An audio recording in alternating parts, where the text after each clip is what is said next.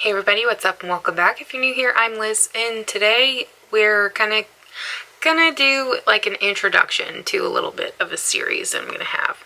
I don't know when exactly I'll be posting this, but we're gonna jump into the Redhead Murders. There is quite the bit of victims when it comes to this, so henceforth why I'm doing kind of an intro video.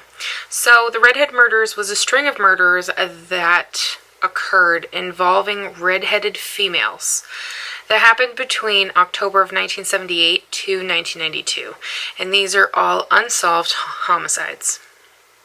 Technically, all unsolved homicides. Now, these crimes are believed to have been committed by a male. The murders took place in or around Tennessee, Arkansas, Kentucky, Mississippi, Pennsylvania, and West Virginia, all along interstates or highways. Basically, it's the same thing. Some people call it an interstate, some people call it a highway. Same thing. So, this serial killer was informally called the Bible Belt Strangler in 2018 due to the fact that these victims were being found in what's called the Bible Belt territory, which the Bible Belt territory is kind of like the middle section of the states, if you will. Now, it's also believed that these women were hitching a ride in order to engage in prostitution to make money. But, as you'll find out, there's a few with their ages that are a little like, we don't know for sure because we cannot correctly identify what their age is, due to, obviously, level of decomposition of their body. It's not really known how many victims the redhead serial killer has. We don't know. It could be as little as 5. It could be as many as 14 victims. And of the presumed victims that have been named and attached to this case, there has been 4 that have been identified. Now, there is one man that would end up being arrested and convicted for the murder and assault of 2 of the victims, Tina Farmer and the only surviving victim, Linda Shake. Hopefully I said her name right. So this man is a man named Jerry Johns. Now, Jerry Johns was a long-haul trucker, and he met Linda Shake while she was working at a club called the Catch One Club in March of 1985. He then would go as far as offering her money in order, for her company. And her company in a sexual way. She then would go back to his hotel room with him, of which when they arrived, he then pulled a gun on her and told her that he was a ranger, specifically like a Texas Ranger. Yeah. Strange, right? He then would go as far as forcing her into his vehicle, and he drove out to a spot off of the I-40. He then dragged her beneath the overpass of the highway, then removed all of her clothing, and then proceeded to strangle her. Now, while she was unconscious, he threw her out of his car while he was driving, threw her out of the car, in which she would end up in a storm drain, like a storm drainage system. She ended up down there, and this was in a ditch off of the I-40. Now, she wasn't dead. Jerry Johns was sadly mistaken. Linda Shake was not dead. She was still breathing, and luckily, she would be found by another motorist that was just passing by. She then would go on to identify Jerry Johns as the man that attacked her, and he was charged with aggravating kidnapping and assault with intent.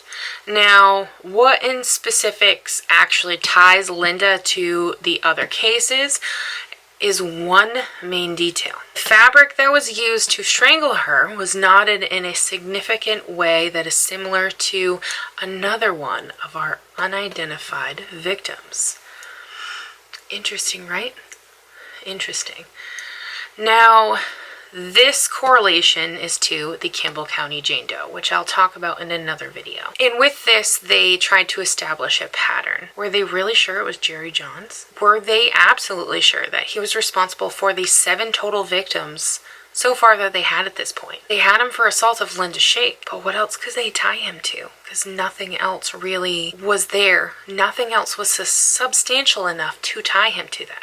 Other than he was a long-haul trucker. Obviously, he was on major interstates. and he travels a lot. I mean, for me, that's kind of like a, well, you're a truck driver, you drive along different interstates, and you now have been arrested in connection to an assault with intent. Similar things happened with her as another victim.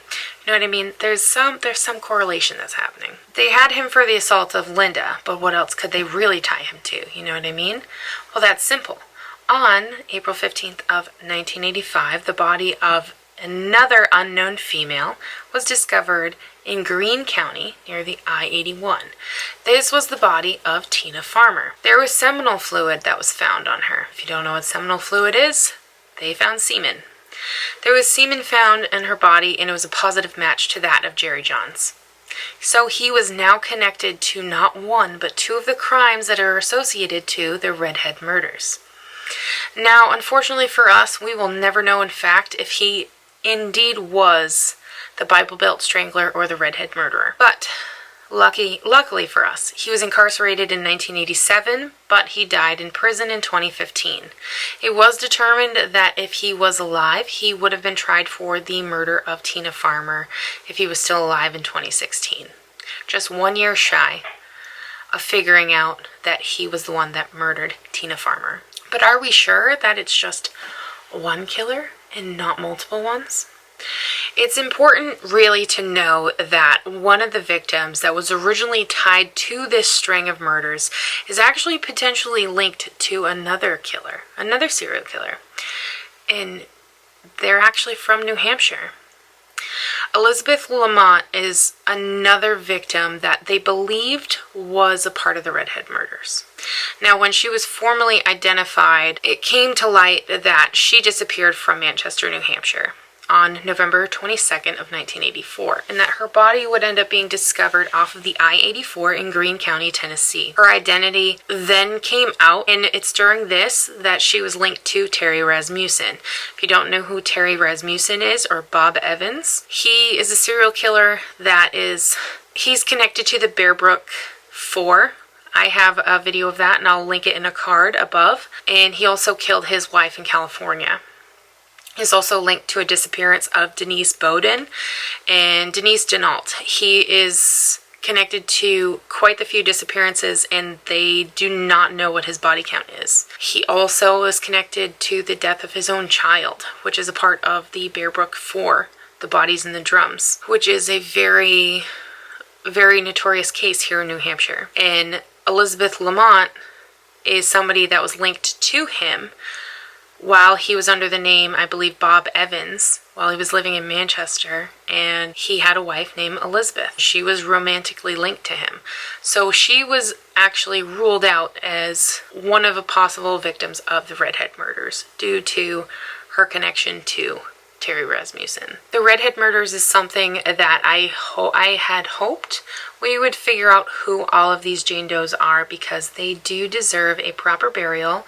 They deserve a proper burial with their family, and for their family to finally know what happened to them. Nobody who goes missing or is a John or Jane Doe deserves to go unnoticed and deserves to be buried without their real name. Yes, we do. Sometimes we do give them names, like the Wetzel County Jane Doe, how they ended up giving her the name Judy, and people adopted her, so she had a proper name so she could be buried. Those of which don't have that proper burial are not allowed the same peaceful resting as others. I hope you guys are excited to learn more about the Redhead Murders.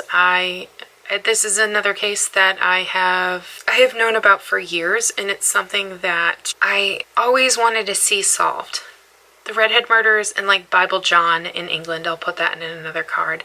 These two sets of murders, or strings of murders, are something that always puzzled me.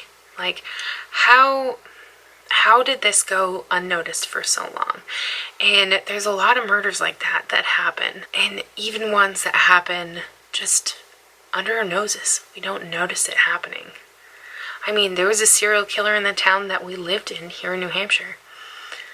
Everybody knew she was a little weird, but they didn't really think of it until men started going missing. So, I hope you guys enjoyed this little intro, and I'll see you guys in my next video.